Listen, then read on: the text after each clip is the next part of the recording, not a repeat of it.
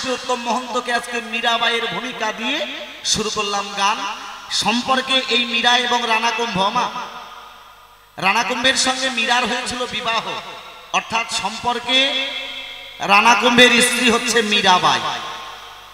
আপনারা সকলে করেন, আপনারা সকলে জানেন সদা সর্বদাই মীরা কৃষ্ণ ভজনা করে, কৃষ্ণ নাম করে।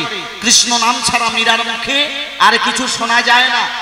ও বাবা, সদা সর্বদাই মীরা কৃষ্ণ ভজনা করে, কৃষ্ণ নাম ছাড়া মীরা আর কিছু বোঝে না। যুগে যুগে মনি ঋষিরা ধ্যানে তপস্যার ফলে এত কিছুর পরেও ভগবান কৃষ্ণকে লাভ করতে পারে না। সদা সর্বদাই আমি যা শুনতে পাই, এই মীরা নাকি কৃষ্ণকে স্বচক্ষে করেছে দর্শন। সদা সর্বদাই মীরা কৃষ্ণকে স্বামী রূপে করেছে বরণ। তাই তোমার কাছে আমার জিজ্ঞাসা রয়, হে মীরা, তুমি কি এমন পুণ্য করেছিলে, আর এই কোন পুণ্যের ফলে তুমি কৃষ্ণকে পেয়েছো? আর আমা হে মীরা, তোমার কাছে আমার সর্বপ্রথম জিজ্ঞাসা রয়, পূর্ব জন্মে তুমি কে ছিলে, দেবে তার পরিচয়। এই মীরাবাই পূর্ব জন্মে কে ছিল তার সমাধান দেবে তুমি এই ধর্মসভায়। আমা আজকে সম্পর্কে আমি ওনার স্বামী, আমার স্ত্রী হচ্ছে আজকে মীরা, অর্থাৎ আজকে পালাটা কিন্তু একটু অন্যরকম ভাবে হবে।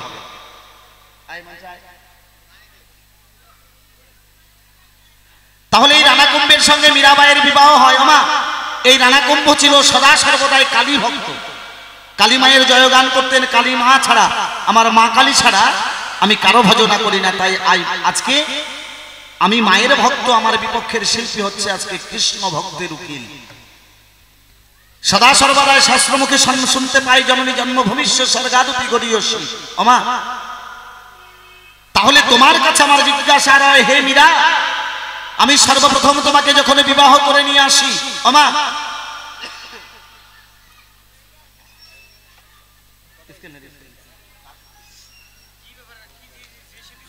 মীরাকে আমি যখন সর্বপ্রথম বিবাহ করে নিয়ে আসি, নিয়ে আসার পরে আমার বাড়িতে ছিল কোষ্ঠী পাথরের কালী মায়ের মূর্তি। আমা মীরাকে যে আমি বাড়িতে নিয়ে আসি, আমার কোষ্ঠী পাথরের কালী মায়ের মূর্তি, আমার বাড়ির পাশে ছিল আমার কোষ্ঠী পাথরের মায়ের মূর্তি। সদা সর্বদাই একটা সতী নারীর লক্ষণ কি আমা? একটা সতী নারীর লক্ষণ কি গো? একটা নারীকে অর্ধাঙ্গিনী কেন বলা হয়? স্বামীর জীবনের অর্ধেক ভাগ নেয়, এই জন্য মায়েদের অর্ধাঙ্গিনী বলা হয়। সহধর্মিনী কেন বলা হয় আমা? সহধর্মিনী কেন বলা হয়? স্বামীকে যারা ধর্মপথে পরিচালনা করতে পারে একমাত্র আমার গর্ভধারিণী মায়, এই জন্য তাদেরকে সহধর্মিনী বলা হয়। আবার সুন্নিও বলা হয়, তাই না? সুন্নি বলা হয় না? কখন সুন্নি বলা হয়? দেখবেন কোন মায়ের স্বামী যদি চুরি করে, তাই সোরের বউকে সুন্নি বলে না? তো তোমার কাছে আমার জিজ্ঞাসা রয়, হে মীরা, তুমি কেন আমার অবাধ্য হলে? আমি যার ভজনা করি, তুমি কেন তার ভজনা না করে কৃষ্ণ ভজনা করো? তোমার এটা কোন শাস্ত্রে লেখা আছে যে স্বামীর বাধ্য হয়ে তুমি কৃষ্ণ ভজনা করলে? তোমার কাছে আমার জিজ্ঞাসা রয়। আরো অনেক গুণগান মীরার বলতে চাই, কি বলছে একটু সুর লাগিয়ে। আমি কল্পনাতে রানাকুম্ভরে সভাতে জানাই, আমার বিপক্ষের শিল্পী যিনি আজ হলেন মীরাবাই রে। আমি কল্পনাতে রানাকুম্ভরে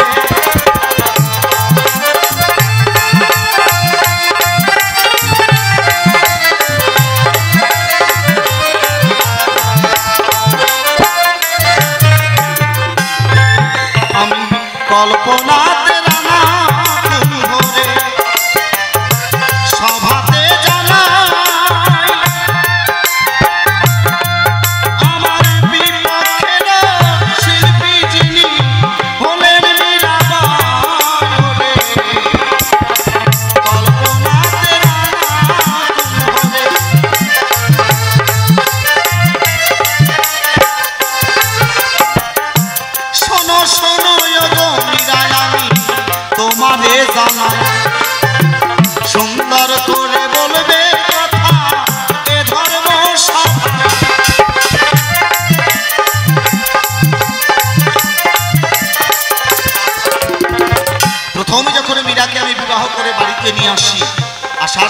যেই মীরাকে আমার কষ্টি পাথরের মায়ের মূর্তি অর্থাৎ মা কালীর মন্দিরে নিয়ে যায়, মীরা যেই মায়ের মন্দিরে পা রেখেছে মা, আমার কষ্টি পাথরের মায়ের মূর্তি মীরাকে দেখে পেছনের দিকে ঘুরে গিয়েছে।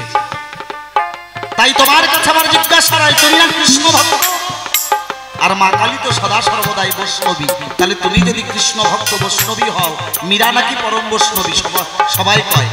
তাই তোমাকে দেখে আমার কষ্টি পাথরের মায়ের মূর্তি কেন পেছনের দিকে ঘুরে যায়, তোমার কাছে আমার দ্বিতীয় নম্বর জিজ্ঞাসা। সুন্দর করে ওগো মীরা দেবে সমাধান, কষ্টি পাথরের মায়ের মূর্তি কেন পিছনে গেল, দেবে সমাধান।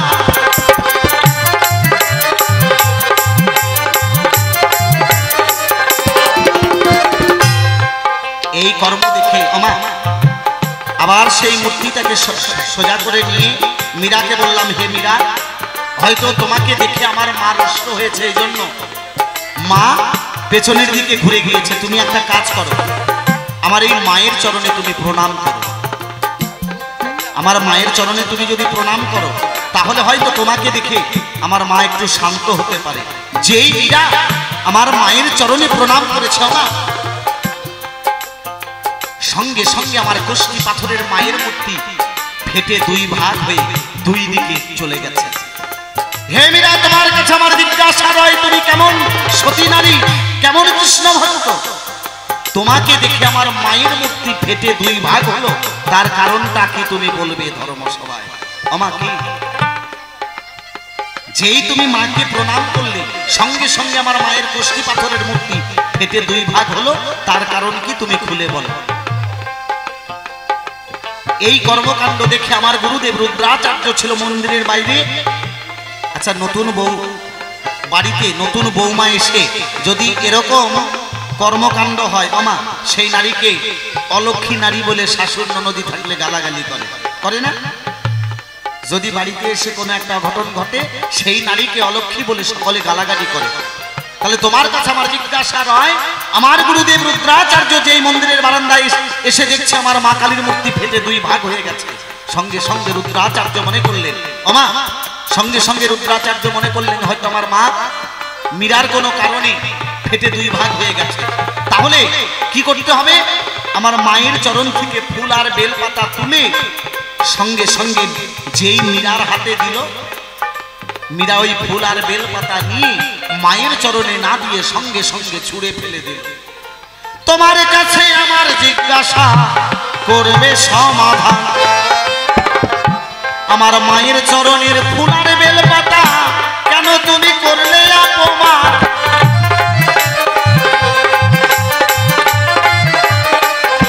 আমার মায়ের চরণের ফুল আর বেলপাতা তুমি হাতে না নিয়ে তুমি ছুঁড়ে ফেলে দিলে, তার কারণ কি তুমি বলবে ধর্মসভায়। এইখানেতে তোমার কাছে আমার জিজ্ঞাসা রহিল, সুন্দর করে সভা মধ্যে বোঝাইবে ভালো। প্রথমবারে মঞ্চে দাঁড়িয়ে কেন বলতে যাব বেশি, বেশি বললে উনি হয়তো হবে না খুশি। থাকার বেশি কথা বলবো না, এইখানে রেখে দিলাম আমার কবির কল্পনা। এরপরে মহন্ত আসরে আসিয়া করে সুন্দর ভাবে তত্ত্ব কথা দেবেন বোঝাইয়া, আমি রানাকুম্ভ হয়ে প্রথমবারে ভূমিকায় দাঁড়াই। তোমাকে রাখলাম আজ চিতরের রাজকন্যা মীরার ভূমিকায়। আজ পালাগান শুরু হলো রানাকুম্ভ মীরাবাই। সুন্দর করে তোমার কাছে আমি জবাব চাই, এইখানেতে করলাম ক্ষান্ত রাধাকান্ত শরী। একবার চাঁদ বদনে সবাই মিলে বলো কালী কালী। আমি কৃষ্ণ নাম ছেড়ে এখন মা কালীর ভজনা করব, কেননা আমি মায়ের ভজনা করি। রানাকুম্ভ সদা সর্বদাই মাতৃ আরাধনা করেন, মা কালীর পুজো করেন। তাই আমার মুখে যতক্ষণ আমি মঞ্চে থাকবো মা কালীর জয়গানই হবে। আসছেন আমার বিপক্ষের শিল্পী উত্তম মহন্ত, কৃষ্ণ ভক্তের উকিল মীরাবাইয়ের ভূমিকায় আজকের আলোচনা। একদিকে মেবরের রাজা রানাকুম্ভ, অপরদিকে মীরাবাই। জয়গুরু, জয়গুরু, জয়গুরু।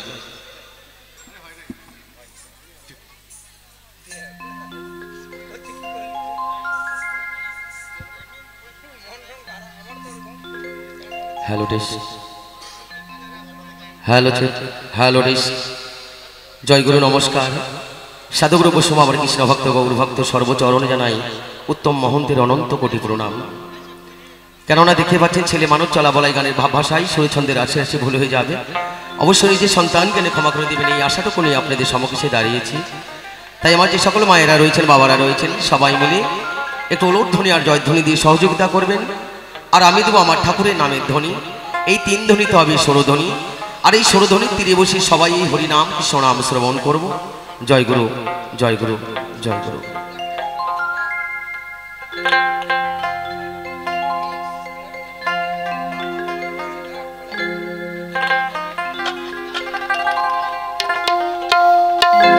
জয় জয় রাধা গোবিন্দ প্রেমানন্দে একবারে হরি বল হরি বল। নিতাই গৌর সীতানাথ প্রেমানন্দে হরি বল হরি বল হরি বল।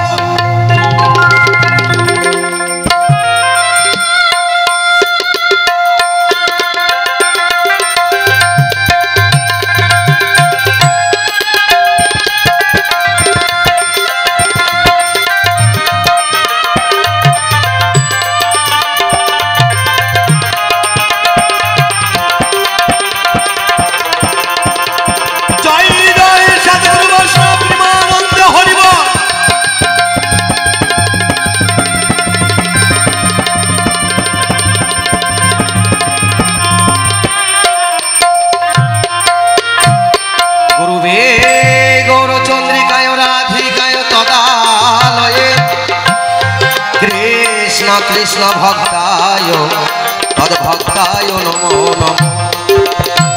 অখণ্ড মণ্ডলাকারং ব্যাপ্তং যেন চরাচর পাদে পদং দর্শিতং যেন তস্मै শ্রী গুরুবে নমো নমঃ। হে কৃষ্ণ করুণা সিন্ধু দীনবন্ধু জগৎপতে গোপেশ গোপিকা কান্ত রাধা নমস্তুতে। গুরুদেব মহেশ্বর গৌরদেব পরম ব্রহ্ম তস্मै শ্রী গুরুবে নমঃ। অজ্ঞানাতিমিরং ধস্যজ্ঞানং জনং শ্লোকয়া চক্ষুর্মিলিতং জ্ঞান তস্मै শ্রী গুরুবে নমঃ। হরে কৃষ্ণ কৃষ্ণ কৃষ্ণ হরে হরে, হরে রাম রাম রাম হরে হরে। জয় জয় নিতাই গৌর সীতানাথ প্রেমানন্দে হরি বল হরি বল হরি বল।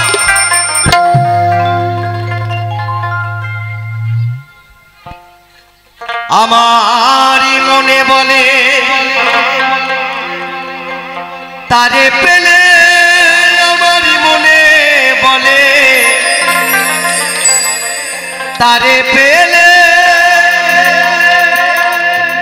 নয়ন জলে চরণ ধোয়া। আমার হরিকে যে ভালোবাসে তারি মতো বান্ধবী না আমার ঠাকুরকে যে ভালোবাসে।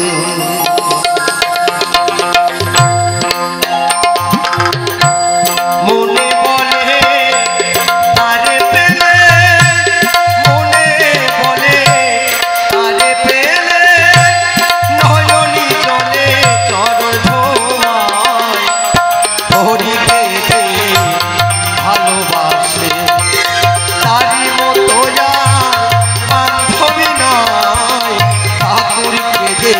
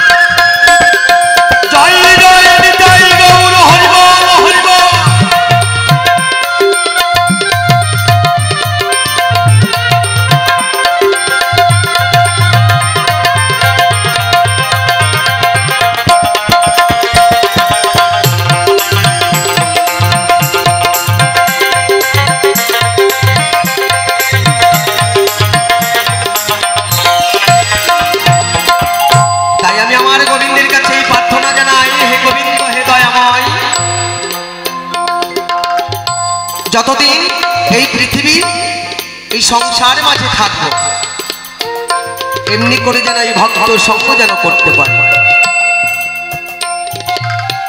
আবার যদি এই সুন্দর জগৎ সংসারে আসি, হা গোবিন্দ প্রাণ গোবিন্দ বলে যেন তোমাকে ডাকতে পারে। এছাড়া তোমার কাছে আর কিছুই চাইবার নেই। তাই পদকর্তা গানের ভাষায় বললেন,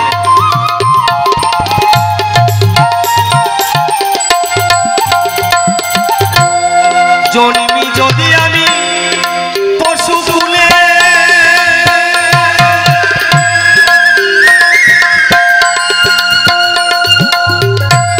কৃষ্ণ ভক্তে যেন সঙ্গ মিলে,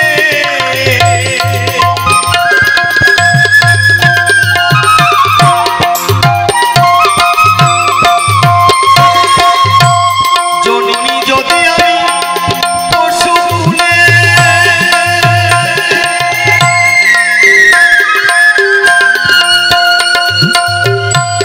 কৃষ্ণ ভক্তে যেন সঙ্গ মিলে,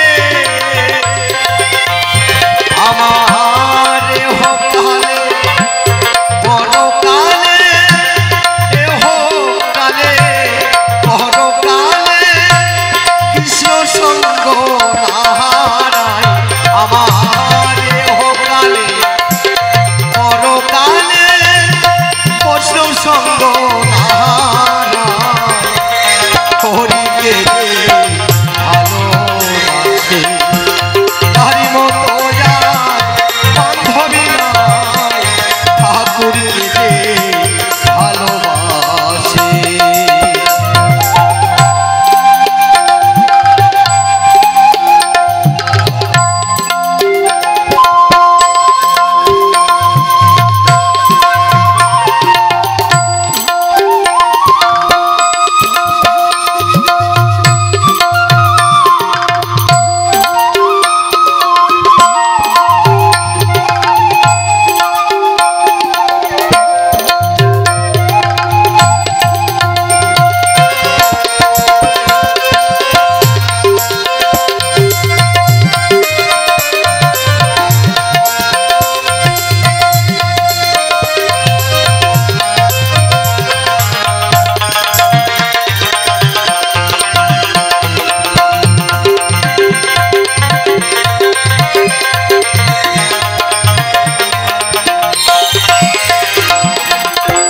হে দয়াময়,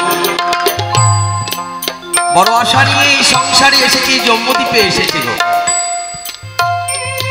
না জীবের একমাত্র হরিনাম কৃষ্ণ নাম সম্বল।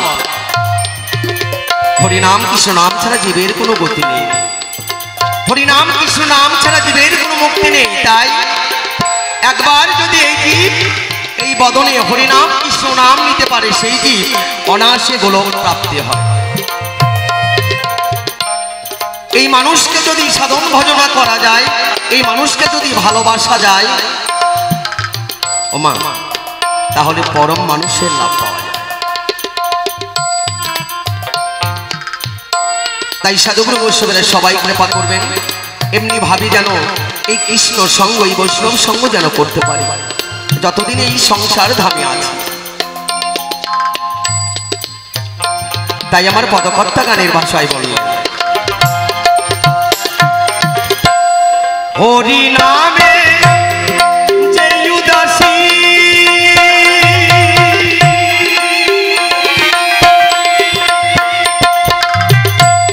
মনে বলে হরি তার দাসী,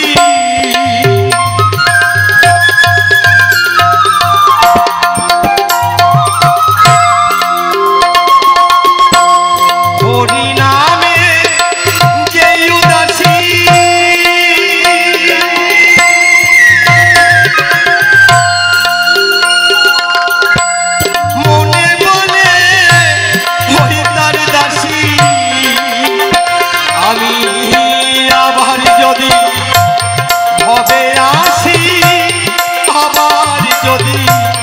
হবে আসি কৃষ্ণ সঙ্গ নাহারায়, দয়াল আবার যদি হবে আসি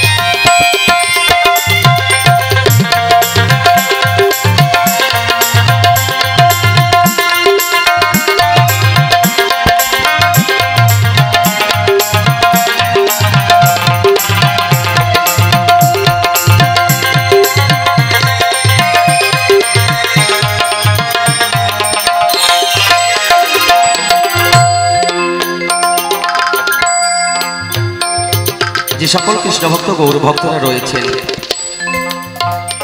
3 দিন ব্যাপী যে বাউলের অনুষ্ঠান তার আজকে শেষের দিন, আমরা শেষ প্রান্তে এসে পৌঁছেছি। তাই বলতে চাই, আমরা তো সবাই সনাতন ধর্মের মানুষ, সবাই সনাতন।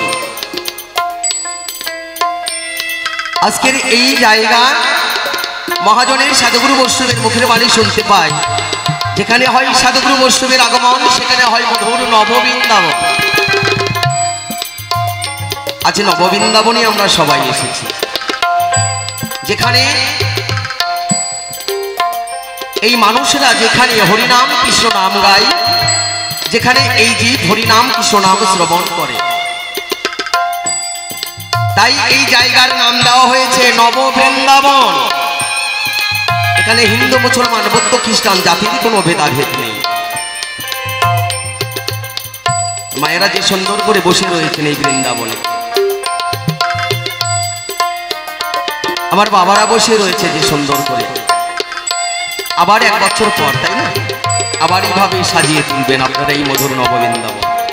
আবার কার সঙ্গে দেখা হবে আর কার সঙ্গে হবে না, মানুষের তো নিঃশ্বাসের বিশ্বাস নেই। এবছর আমি গান করে যাচ্ছি আপনাদের সম্মুখে দাঁড়িয়ে, আগামীতে তো নাও আর সে ভাগ্য হতে পারে।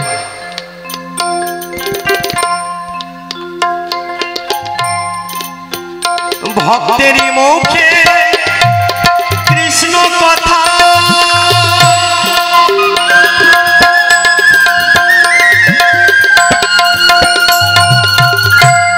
খাঁচা ছাড়ে আমার প্রাণ আত্মা,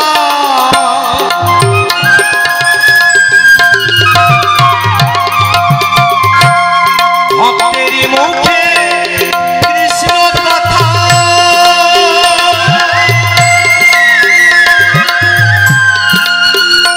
যেন খাঁচা ছাড়ে আমার প্রাণ আত্মা।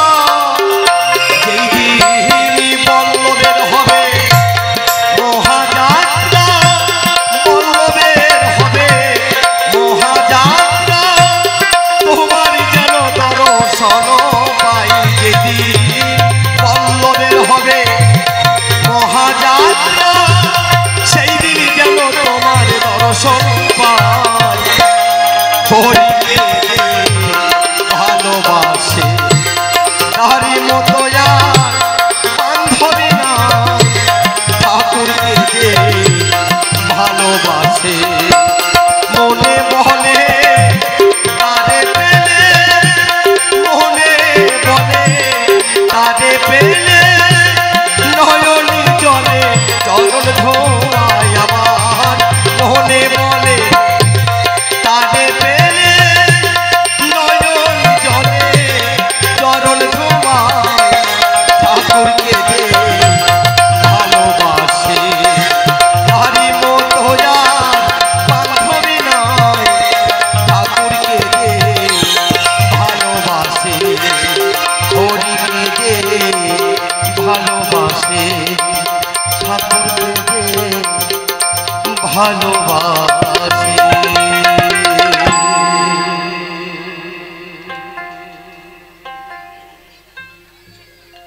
জয় গুরু, জয় গুরু। আজকে আমার গান সঙ্গী গান অত্যন্ত জ্ঞানী গুণী একজন মহৎ শিল্পী মাননীয় সুজন মালী মহাশয় আজকের পালা প্রসঙ্গ বিষয়। একদিকে শুনতে পেলাম, একদিকে রানা কুম্ভ আর একদিকে মীরাবাই হয়।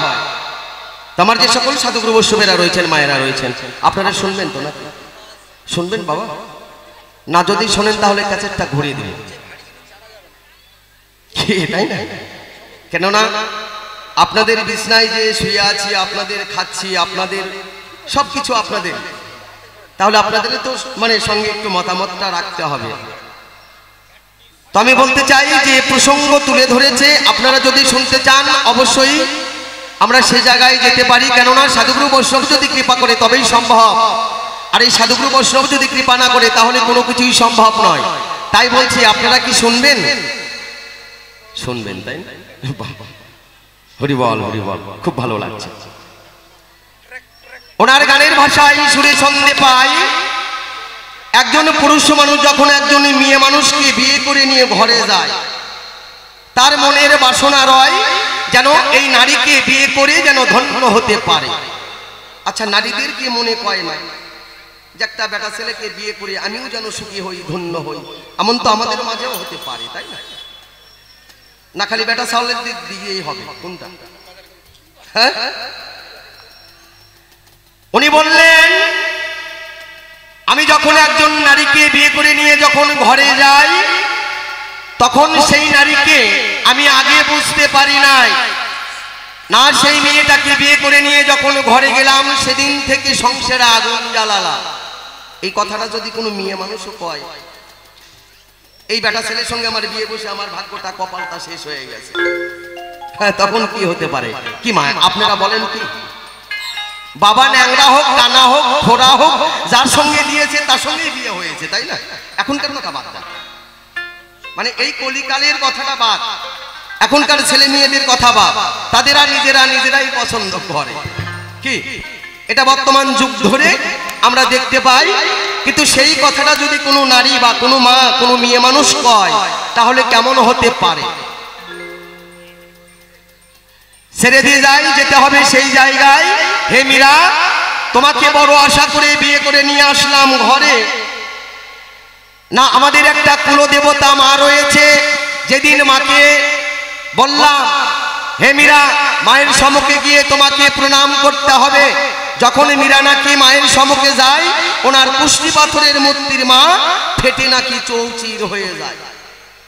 এই নারী তো ভালো না, এই নারী তো অলক্ষী। তাহলে কেন তাকে বিয়ে করে নিয়ে আসলাম ঘরে? হয়তো আগুন লেগে যেতে পারে।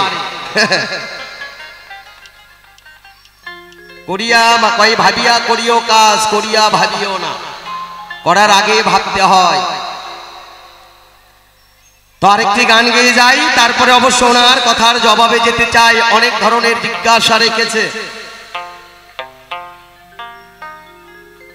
যে সকল মায়েরা রয়েছেন, একদিকে হবে নারী, একদিকে হবে পুরুষ,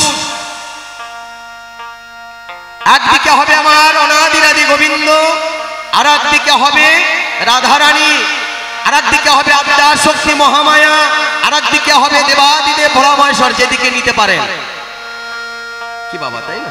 যেদিকে নিতে পারেন, নারী পুরুষের মাঝেও নিতে পারেন। তাহলে যেতে হবে সেই জায়গায়। তার আগে আর একটি গান গাই। মা, কণ্ঠের পরিস্থিতি ভালো না, ঘুম পেরেই উঠে আসলাম, কণ্ঠটাকে ছেড়ে দেওয়ার ব্যবহার আছে, তাই না? যেমন হাসুয়া কোদালের ধার পরে গেলে পরে আমরা কি করি, কামারের বাড়িতে নিয়ে যাই। তদ্রু শিল্পীরা তাই মাইকের সম্মুখে যখন আসে তখন দু একটি গান গাই, কণ্ঠটা ছেড়ে দেয়, একটু ধার দিতে হবে। জয় গুরু, জয় গুরু। আরেকটি গান গেয়ে শোনাবো। গানটি আমার ওপার বাংলার। জয় গুরু, জয় গুরু।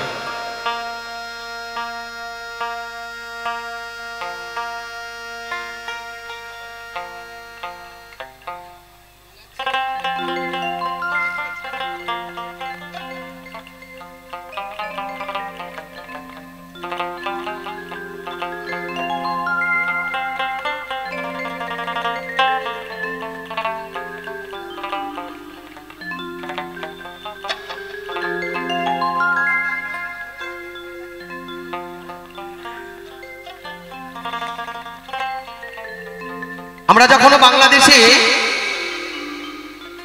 রাজশাহী জেলাতে যখন নতুন একটা সেন্টার হয় বাবা, রেডিও সেন্টার, তখন আমরা গান শুনেছি। এই বাউলটা কি জিনিস, বাউল কে ছিলেন, কেমন করে আসলেন এই জগৎ সংসারের মাঝে, সেই রেডিওর একটি গান গেয়ে শোনাবো আমি আমার মতো করে। জয় গুরু, জয় গুরু। তাই কি বললেন গানের ভাষায় শোনো।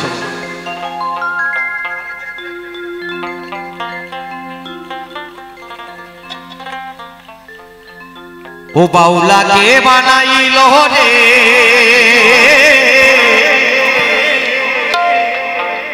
হাসন রাজা রে, বাউলা কে বানাইল রে, ও বাউলা কে বানাইল রে, হাসন রাজা রে, বাউলা কে বানাইলো রে। কেননা আমার একটি নিজস্ব একটি চ্যানেল রয়েছে উত্তম মহন্ত অফিসিয়াল। নানান ধরনের বিভিন্ন ধরনের ওপার বাংলার নতুন নতুন গান এই চ্যানেলেতে পাওয়া যায়। যে সকল কৃষ্ণভক্ত গৌরভক্ত আমার গান শ্রবণ করেন এবং শোনো, তাদেরকে জানাই আমার আন্তরিক ভালোবাসা এবং অভিনন্দন। জয়গুরু জয়গুরু। তাই সে জায়গায় দাঁড়িয়ে ওপার বাংলার মহাজন বললেন,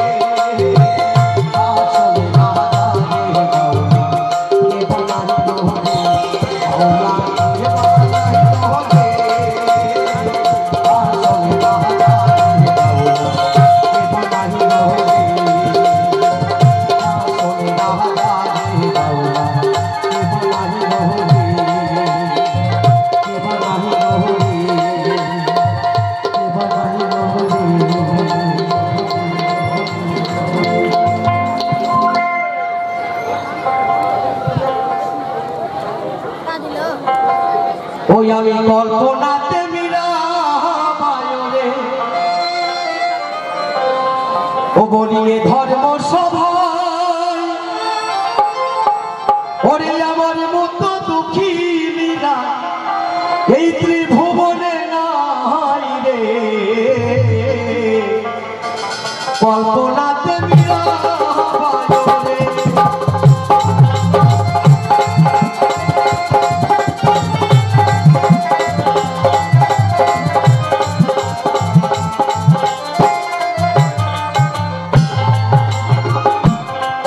বাজরে যত সাধুগুরু বৈষ্ণব বলি আপনাদের ঠাই মীরার মতো দুঃখী মীরা দেখো এই সংসারে তো নাই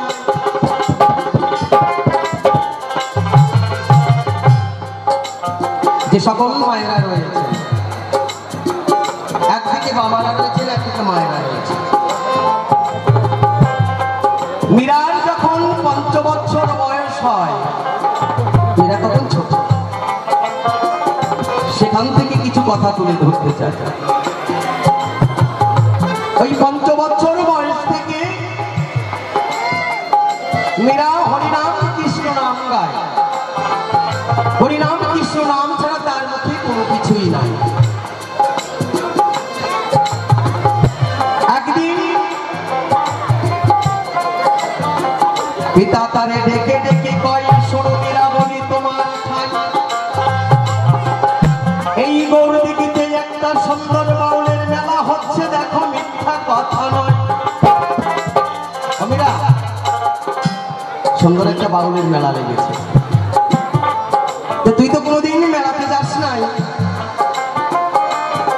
এই হরিনাম কৃষ্ণ নাম নিয়ে শুধু এই বাড়িতে এই ঘরেতে পড়ে থাকিস একটি কাজ কর এই মেলাতে যেতে হবে আমার সঙ্গে আর মেলাতে গিয়ে তোর যা কিছু পছন্দ হবে আমি তোকে নিয়ে দিব তুই আমাকে বল ছোট্ট মেয়েরা বাবার সঙ্গে বায়না ধরে বিকাল বেলার তোরে ছুটে যায় মেলার ঠাই ওই ছোট্ট মেয়েরা মেলা দেখতে দেখতে মেলার ভিতরে আর কিছু নাই বড় বড় নাগরদোলা এসেছে কত কিনা এসেছে কিন্তু মীরার দেখি কোনো কিছুই পছন্দ নয় ওই লক্ষ্মী মীরা দেখো আমার একটি কর্ম করিল মেলার এক ধারে দেখো তার প্রাণের গিরিধারীকে তাহার দর্শন যে করিল দেখে ওই মেলার এক ধারে মাটির পুতুল নিয়ে বসে রয়েছে সেখানে তার প্রাণের গিরিধারী হয় আমার গোবিন্দর একটা মূর্তি এই মূর্তি দেখে মীরার বড় পছন্দ হয়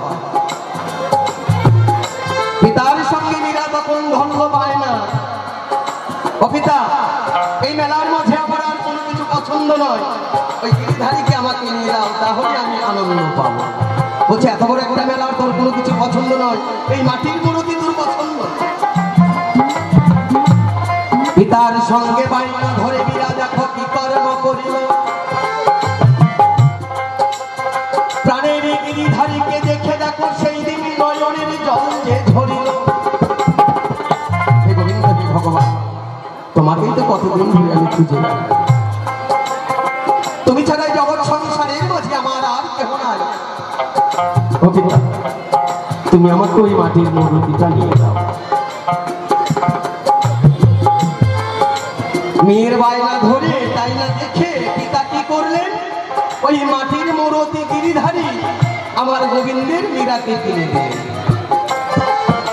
মীরা যখন ওই মাটির মূর্তি গিরিধারী পায় বক্ষের সঙ্গে লয়ে আমার মীরা হা গোবিন্দ প্রাণ গোবিন্দ বলে আমার গোবিন্দকে স্মরণ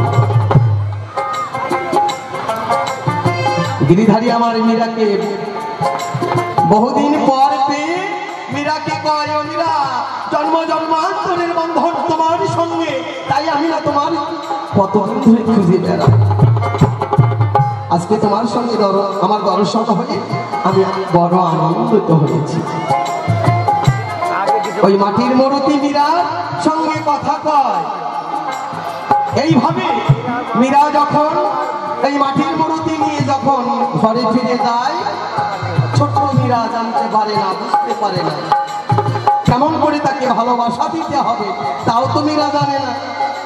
ওই মাটির মূর্তি নিয়ে ঘরের এক কোণে রেখে তিনি শুয়ে পড়েছে।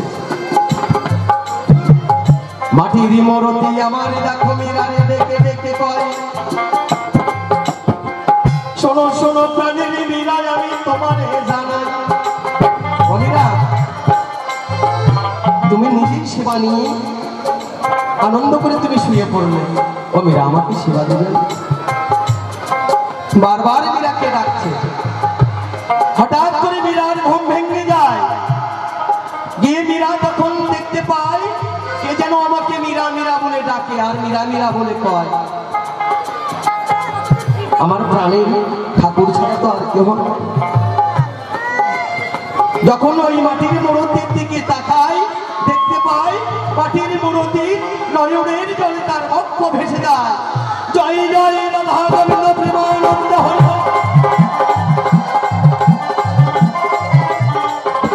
সঙ্গে সঙ্গে মীরা ওই মাটির মূর্তিকে বুকের সঙ্গে জড়িয়ে ধরে তাকে বলছে, মীরা আমার যে বড় ক্ষুধা পেয়েছে, আমাকে তুমি সেবা দিবে না? আমি যে আর খিদের জ্বালা সহ্য করতে পারছি না মীরা। কতদিন না তোমার হাতে আমি সেবা পাইনি, তাই বহুদিন পর আমি তোমাকে পেয়েছি, আজকে তোমার হাতে আমি সেবা নিতে চাই। আচ্ছা বলুন তো, অত রাত্রে আর মীরা সেবা দিবে কি করে? ঘরে ছিল গোকুল দানা, তাই না নিয়ে এসে আমার গোবিন্দকে সেবা দেয়।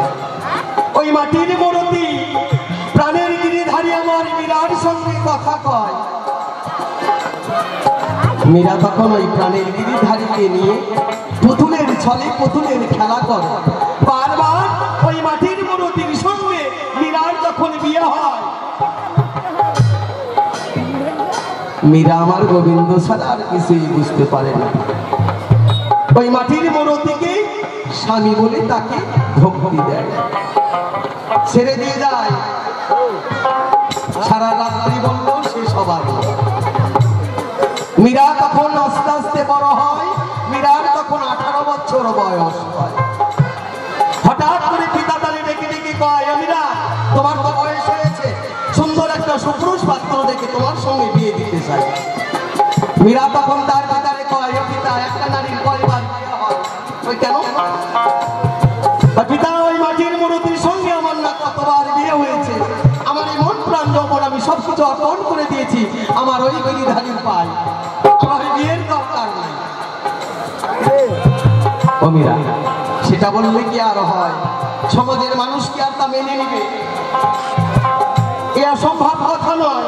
তাহলে মীরা, আমি তোমার জন্য পাত্র দেখেছি,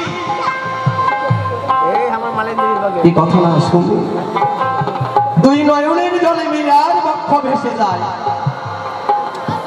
প্রাণের গিরিধারী অন্তর্যামী ভগবান তিনি মনে মনে জানতে পায় মীরা হয়তো আমাকে ছেড়ে চলে যায়। একদিন নিশি রাতে প্রাণের গিরিধারী মীরাকে ডেকে ডেকে কয়, মীরা তুমি যদি আমাকে ছেড়ে যাও তাহলে আমার গতিটা কি হবে? তাই আমি বড় আশা নিয়ে তোমার কাছে ছুটে এসেছি, কতদিন পর আমি তোমাকে পেয়েছি। মীরা তখন আমার গিরিধারীকে কয়, গিরিধারী তোমার কোনো চিন্তা নাই, আমি যেখানে রব সেখানেই তুমি থাকবে, তুমি থাকবে আমার হৃদয়ের ঠাই, কেননা তুমি ছাড়া তো আমার কেহ নাই।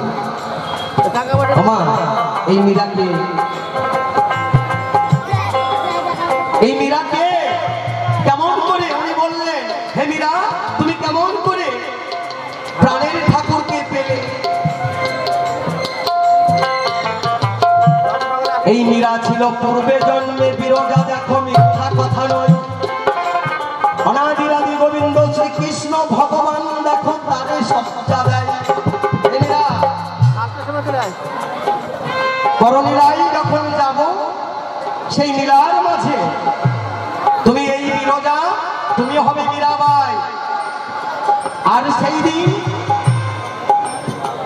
আমি গোবিন্দ রূপে গিরিধারী রূপে আমি যাব তোমার ঠাই, আর সেই দিন তোমার মনোবাসনা পূর্ণ করব। সর্বসময় তোমার মুখে হরিনাম কৃষ্ণ নাম রয়, আমাকে তুমি ভুলতে পারবে না। তাই ভক্তের মনোবাসনা পূর্ণ করতে এই নীলাই এসে, তিনি হলেন মীরাবাই আমার কৃষ্ণ তারাই কোলে পায়।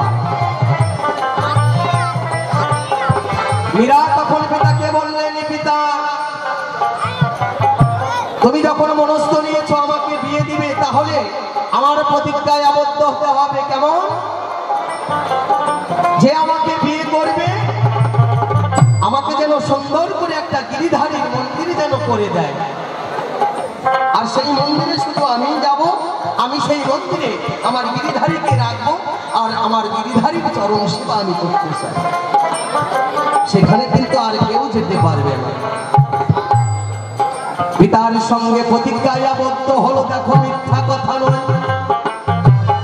সেই কথা শুনে স্বামী দেখো তাহার মনে আনন্দ যে পায়। না, তুমি কৃষ্ণ ভক্ত আর আমি মায়ের মা কালীর ভক্ত, খুব ভালো। তোমার মন্দিরে কেউ যাবে না, তোমার মন্দিরে শুধু তুমিই যাবে, তুমি তোমার গিরিধারীকে নিয়ে থাকবে, তাতেই আমার হবে।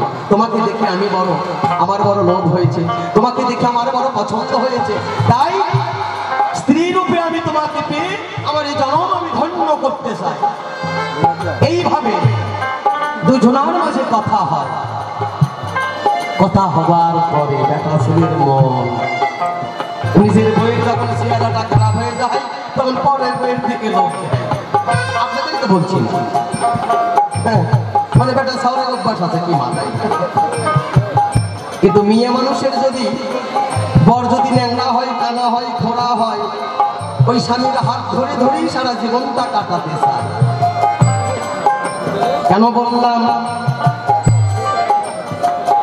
মনের বাসনা নয়, মেয়েটাকে বিয়ে করে নিয়ে গিয়ে সুখী হতে চায়।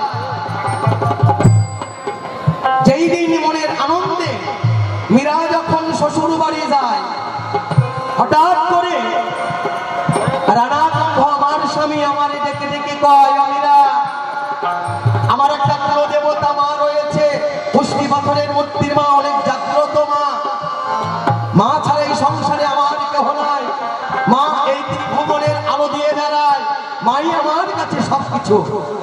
এটাও সত্য। মা যদি জগতে না নিয়ে আসতো তাহলে রানা কুম্ভ জগতে আসতো না, এটা তো সত্য। তাই তিনি মায়ের গুণগান গায়। তাহলে মীরা আমাদের একটা বড় শখ নয়, কেননা মায়ের মন্দিরে তোমাকে যেতে হবে। মায়ের মন্দিরে গিয়ে মাকে দর্শন করবে, তারপরে তুমি গৃহপ্রবেশ করবে। বললাম স্বামী যদি সেটাই ঠিক হয় তাহলে তো কোনো কিছুর আর দরকার নাই। তাই আমার মনে হয় তোমার মায়ের সম্মুখে আমার না যাওয়াটাই ঠিক হয়। না মীরা, তা চলবে না, তুমি মায়ের মন্দিরে গিয়ে একটু দর্শন করবে, আমার মা তোমাকে একটু দর্শন করবে, তাহলে তোমার হবে। মীরা কিন্তু যেতে চাই নাই। যখন মীরা যখন মায়ের সম্মুখে মন্দিরে যায়, মায়ের যখন মীরাকে দর্শন করে, সঙ্গে সঙ্গে ওনার পুষ্টি পাথরের মূর্তির মা মাথাটা তখন পিছন দিকে ঘুরে যায়। এটা মিথ্যা কথা নয়। শোনো শোনো প্রাণের স্বামী, আমি বলি তোমার ঠাই, তোমার মায়ের দেখো গর্দানে হয়তো বল বিয়ারিং সেট করা ছিল, দেখো মিথ্যা কথা নয়। আমার মনে হয় ওনার মায়ের এই ঘাড়ে গর্দানে হয়তো বল বিয়ারিং সেট করা ছিল। তাই মীরাকে দর্শন করার সঙ্গে সঙ্গে ওনার মা কালীমা পিছন দিকে ঘুরে গেল, বডিটা সামনে দিকে আর এই মাথাটা মনটা পিছন দিকে। যখন এই দৃশ্য যখন আমার স্বামী দেখতে পায়, তখন আমার স্বামী আমারে কয়, মীরা তুমি না কৃষ্ণ ভক্ত, তাহলে তোমাকে দর্শন করার সঙ্গে সঙ্গে আমার মায়ের মাথাটা কেন পিছন দিকে ঘুরে গেল? বললাম স্বামী আমি তো তা বলতে পারবো, আমার মনে হয় তোমার মায়ের এই পর্দানে হয়তো বল দিয়ে সেট করা আছে, আপনি চাই হয়তো ঘুরে গেছে, হয় না? তা হবে না, এতদিন ঘুরে নাই, আর আজকে তোমাকে দর্শন করার সঙ্গে সঙ্গে মাথাটা ঘুরে গেল। তুমি ঠিক অলক্ষী, অপয়া তুমি, তাই তোমাকে দর্শন করার সঙ্গে সঙ্গে আমার কালিমা পিছন থেকে ঘুরে গেছে। বললাম অবশ্য এখানে আমি কি করতে পারি? তো বলতে চাই তোমার ঠাই,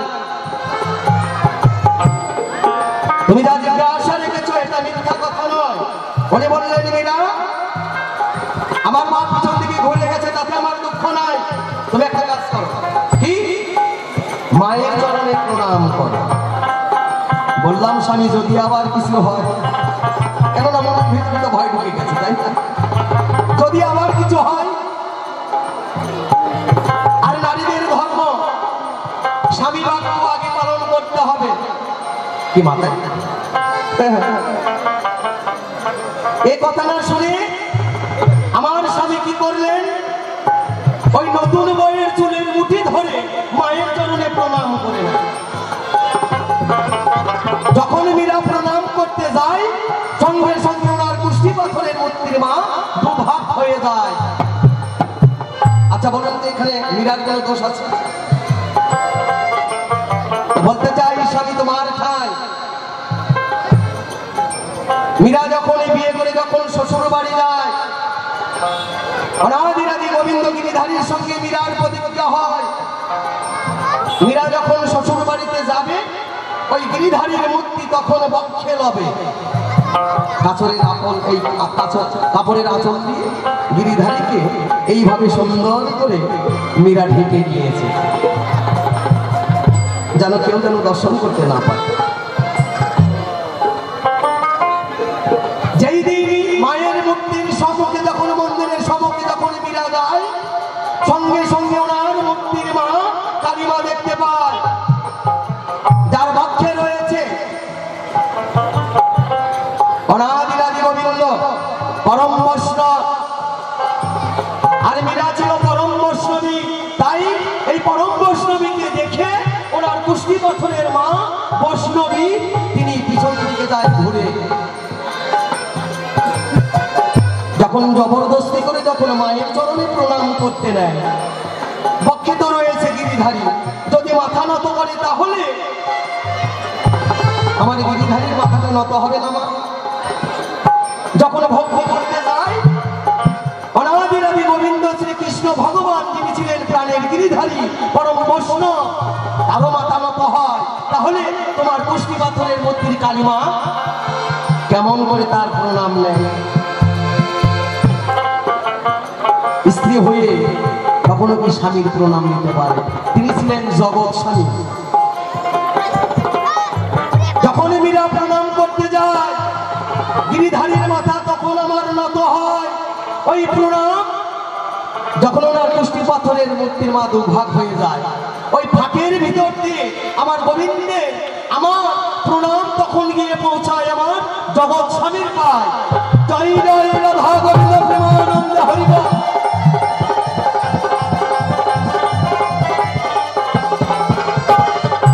তার প্রণামের দাহিকা শক্তি দেখো, কন্তা কথা নয়। ওই প্রণামে গিয়ে পৌঁছাই দেখো আমার গিরিধারীর পায়। তাই তোমার মা সহ্য করতে পারে নাই, তোমার মা ফিটে দুভাগ হয়ে গেল। ওই ফাঁকের ভিতর দিয়ে প্রণাম গিয়ে আমার গোবিন্দের চরণে পৌঁছে। এখানে মীরার কোনো দোষ নাই। না হে মীরা,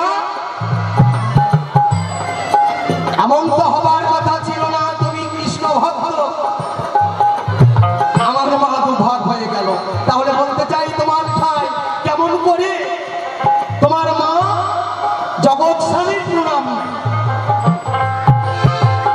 ওনার ছিল গুরুদেব ওই মন্দিরের বারান্দায়, তিনি এসে মনে মনে চিন্তা করে, কি ব্যাপার, এই নতুন স্বামী স্ত্রীর মধ্যে কথা যুক্ত হচ্ছে, এটা তো ভালো লক্ষণ নয়। সঙ্গে সঙ্গে ওই গুরুদেব এসে আমারে কয়, ও মীরা, তোমাদের এই নতুন অবস্থায় এত ঝগড়া করবো, তাহলে সারা জীবন কাটাবে কি করে? তুমি এক কাজ করো, ওই যে সম্মুখে দেখতে পাচ্ছ বেলপত্র আর জবা ফুল, এই জবা ফুল আর তুমি মায়ের চরণে দাও। আর একটা বিপদ,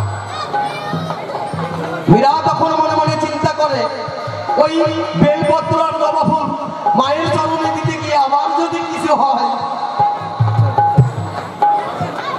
উনি বললেন আমার গুরুদেব বলে তোমার গুরুদেব, তাহলে তুমি গুরুবাক্য অমান্য কেন করলে? মীরা যখন দেখতে পাই ওই বেলপত্রে আর জবা ফুলে লাল যেন কি লেগে লেগে রয়েছে, মীরা তখন মনে মনে চিন্তা করে ওনার কালিমা তো পাঠা বলি খায়, আর ওই পাঠার রক্ত হয়তো ওই জবা ফুলে আর বেলপত্রে লেগে রয়েছে। আচ্ছা বলুন তো, পরম বৈষ্ণব আর পরম বৈষ্ণব কেমন করে ওই পাঠার রক্ত লাগানো জবা ফুল আর বেলপত্র হাতে নেয়? তাহলে তো গোবিন্দ আমার অসুস্থ হয়ে যাবে। তাই গুরু বাক্য অমান্য করে উনি আর ওই বেলপত্র আর ফুলটা ধরে মায়ের চরণে দেয় নাই। তো বলতে চাই স্বামী তোমার ঠাই, তোমার মা ছাড়া তো জগৎ সংসারে কেহ নাই। তোমার কাছে আমার কিছু জিজ্ঞাসা নয়, ওই বেলপত্রে আর জবা ফুলে যে লাল কি যেন দেখতে পেয়েছে, আমার তো মনে হয় যে কাঁঠার রক্ত। তাহলে কি তোমার মা কি পাঠা বলি খায়? একটা মা হয়ে কেমন করে সন্তানের পুত্রের বলি খায়, রক্ত চায়? ও মা, মায়ের এটাই কয়, মা সন্তানকে অভিশাপ যদি দেয় সেটাও নাকি আশীর্বাদ হয়। আর তোমার কেমন মা যে সন্তানের বলি খায়? সুন্দর করে বলবে তোমার মা কি পাঠা বলি খায়? সাধুগুরু বৈষ্ণবের মুখের বাণী আমি শুনতে পাই, ওনার যখন কালী মায়ের পুজো হয়, ও মা, যে পুরোহিতেরা পুজো করে তাদের কাছ থেকে শুনতে পাবো ওনার মা নাকি মদ খায়। তোমার মা কি ওই পাঁঠার মাংস আর মদ চায়? তাহলে তোমার কেমন মা সন্তানকে বলি দিয়ে তার রক্ত শোষণ করে? ঈশ্বরের প্রাণের স্বামী সুদন্ত মহোদয় সুন্দর করে বলবে তুমি দেখো এ ধর্ম সভায়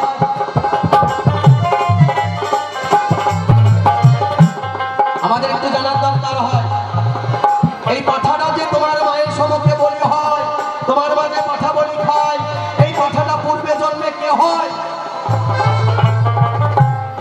নামটা কি? সুন্দর করে বলবে। এই তো তোমার কথার জবাব আমি কথাই দিয়ে যাই। সুন্দর করে বলবে তুমি দেখো স্বামী এ ধর্ম সভায় তোমার যা জিজ্ঞাসা রয়েছিল আমার কাছে আমি বলার চেষ্টা করলাম, কিন্তু তোমার কাছে আমার যা জিজ্ঞাসা সুন্দর করে বলবো। ধাক্কা তার বেশি কথা বলবো না ছেড়ে দিয়ে যাবো আমার গভীর কল্পনা। কেন আমি প্রথমবার বেশি কথা বলতে যাবো, ওদিকে কেন আমি দোষের ভাগ্য হব? এখানে পরীক্ষা আমার অভাকান্তের শরীর জাতি বদনের